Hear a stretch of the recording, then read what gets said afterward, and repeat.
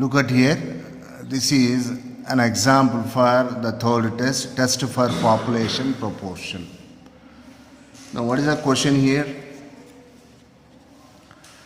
When the die is thrown 900 times, 3 or 4, 5, 3 or 5 has turned 335 times. Can the die be regarded as unbiased die?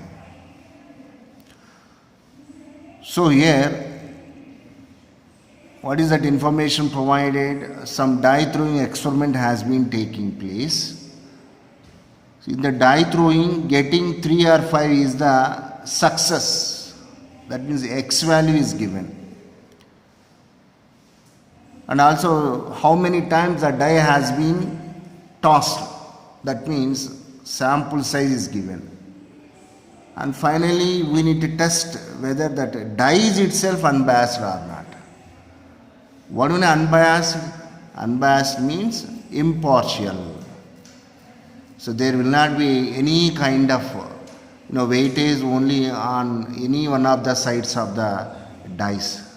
So generally for the probability purpose we use the die which is having 6 faces. That means if all the faces, that means dot 1 side, dot 2 side, dot 3 side, all of them are having equal importance, equal weightage. That means you are not in a position to guess exactly what side is going to turn up. That situation is known as the unbiasedness. So we need to prove whether that die is unbiased or not. Then what are the null hypotheses? As usual. So what are the given information? We write down sample information, X and p value, small p we are calculating, that is 335 by 900. So 0.37 322 something. But here the probability of what you called population proportion is not given. So remember that in the single test, when the what you call the population proportion is not given. So here we need to apply the logic. Okay. So here what is that logic? So from the general concepts of the probability we know that the probability of getting only number 3 in unbiased dice. So when you roll a die to get 3 one time, only you got 1 time. So 1 is favorable event. So 1 by 6. So to get 5, how many chances are there? Only 1 time. So 1 by 6. So what is that? Capital P is going to be what you call point repetition of the 3's. But in the comparison, you can calculate the p value by means of the formula. Be careful, x1 plus x2 by n1 plus n2, that is different. But here in the single proportion, so based upon the logic we need to calculate the p value. Okay. Now the important things. What is the null hypothesis going to be? Capital P is equal to 0.333%, 33% approximately. So it can be regarded as die is unbiased. If this value matches, what is the meaning of that? The die is unbiased. Then what happens? Alternate hypothesis is not equal to this. What is the meaning of this? The die is biased. Now what is the statistic formula? Z is equal to small p minus capital P naught by square root of P naught Q naught by n, which follows n0. And how do you get Q naught? We already know the capital P naught. So 1 minus capital P naught gives you the capital Q naught.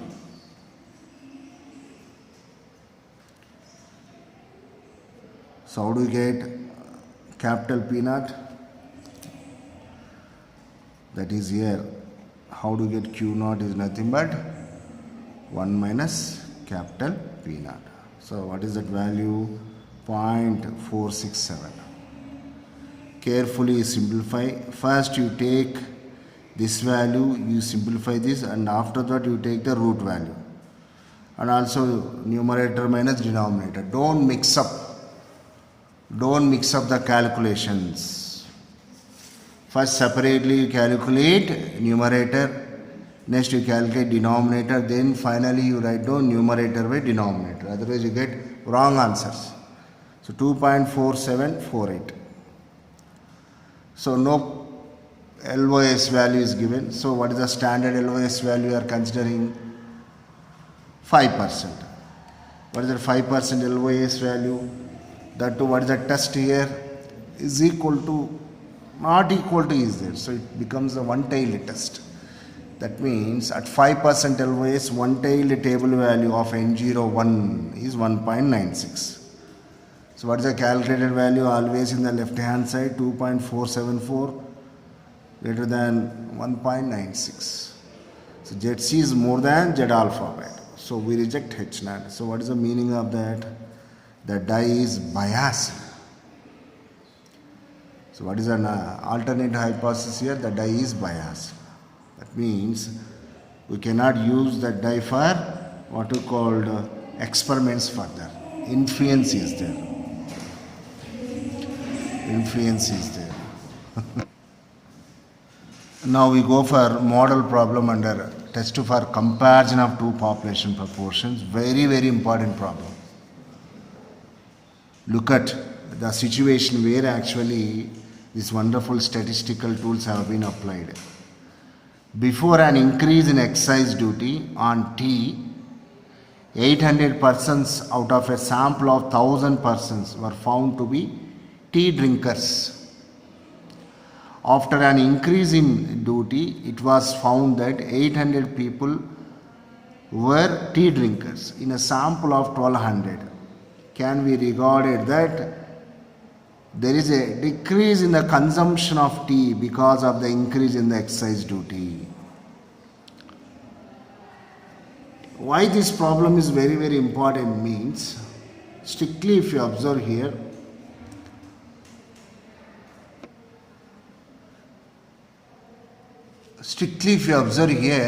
only one population is given. From that population, before increasing the excise duty, information collected. Again the same population have been taken, and again after the increasing of the duty, again the same sample has been considered.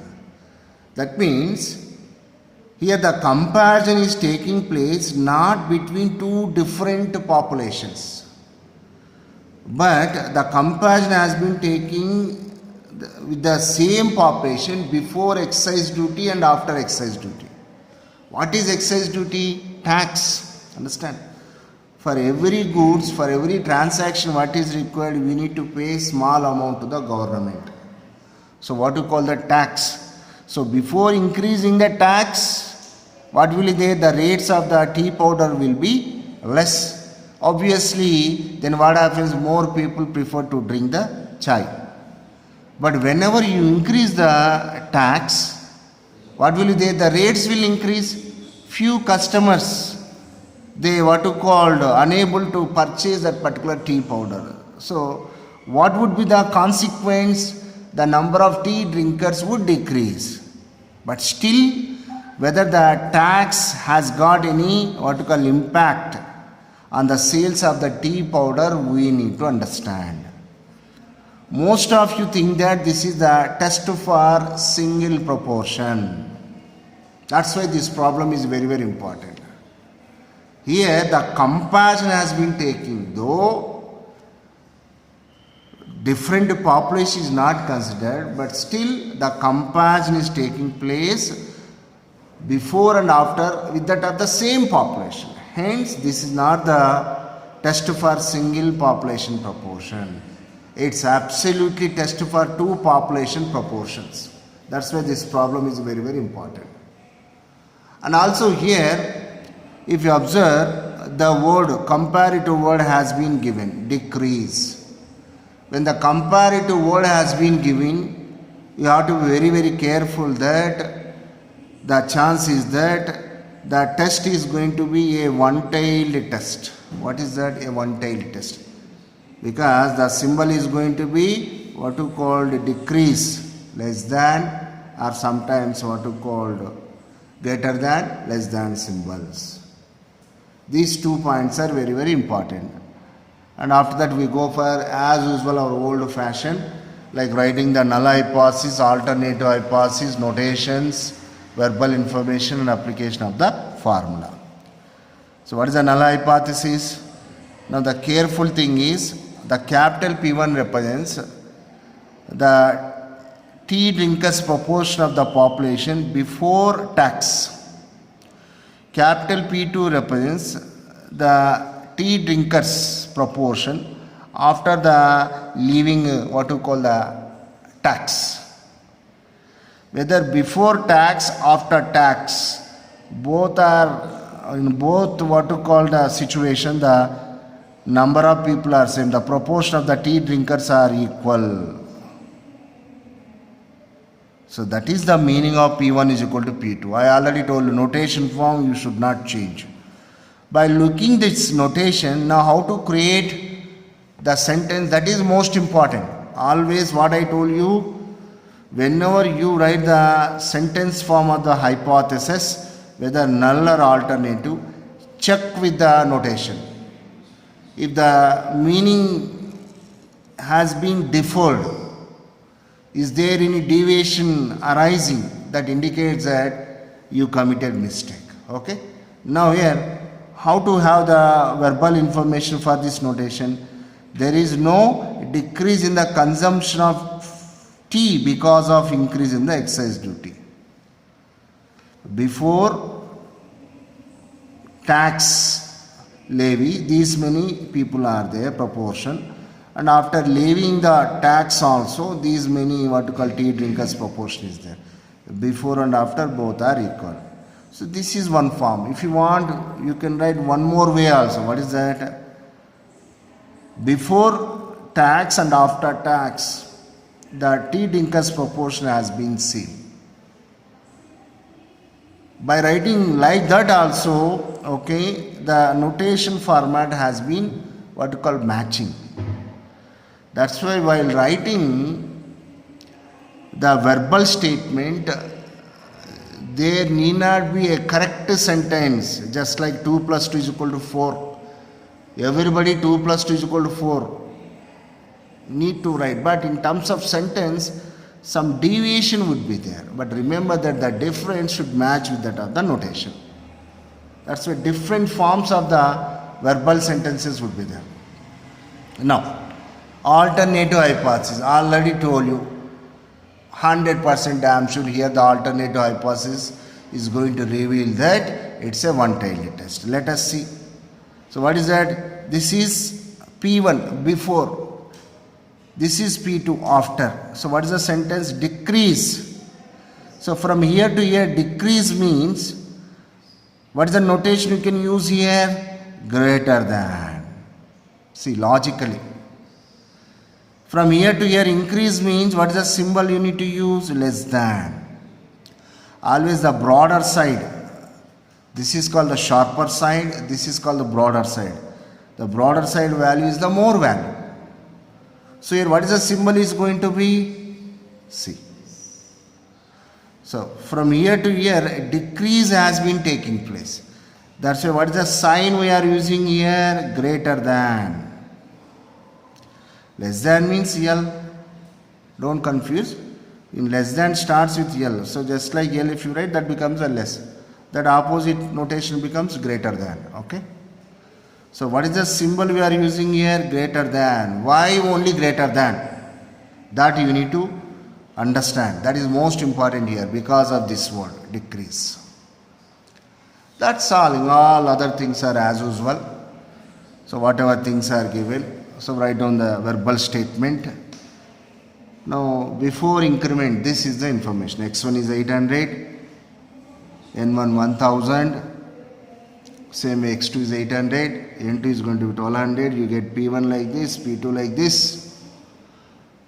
But here, compare it of the two population proportions. Hence, we need to calculate a capital P value because which is not provided. We can use any formula. So I am using this formula. Two formula are there. So I am using this formula. Okay. So what is that? X1 plus X2 by N1 plus N2. What is that one more form? N1 P1 plus N2 P2 by N1 plus N2. How do you get Q? So Q is equal to 1 minus P by, that is 1 minus something like this. So P1, P2, P1 minus P2, small letters by PQ, 1 by N1 plus 1 by N2. If you want, you can write P0, Q0 also. So next is simplification.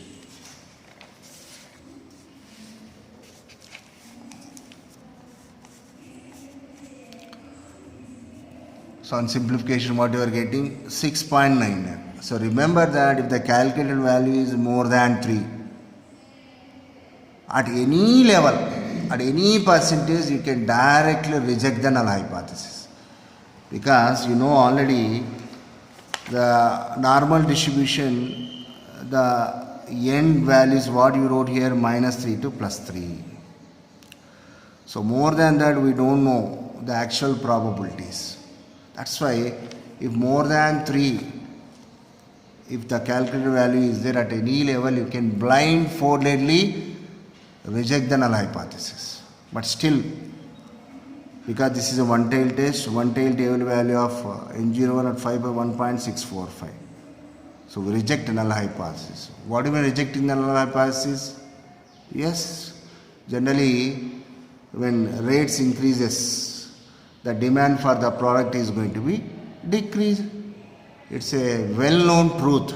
That truth actually we have been establishing here by means of the real-time example. So what is the conclusion?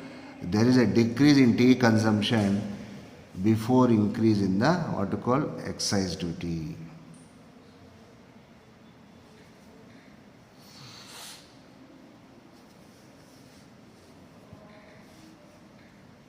So what is this? After, careful.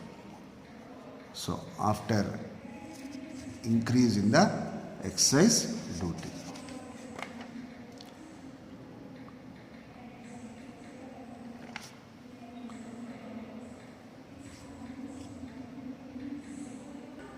So this problem is so important because first confusion is you generally assume that it's a test for single proportion.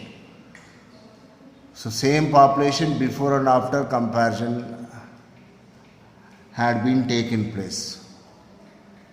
That is very, very important. The second one is here you should know how to write the alternative hypothesis. Understand? And also as an exercise, I leave you to calculate what we call the fiducial limits. Okay? Calculate fiducial limits for both the problems. So here ends the example problems for the test for single proportion and as well as the test for double proportion. Okay? Thank you.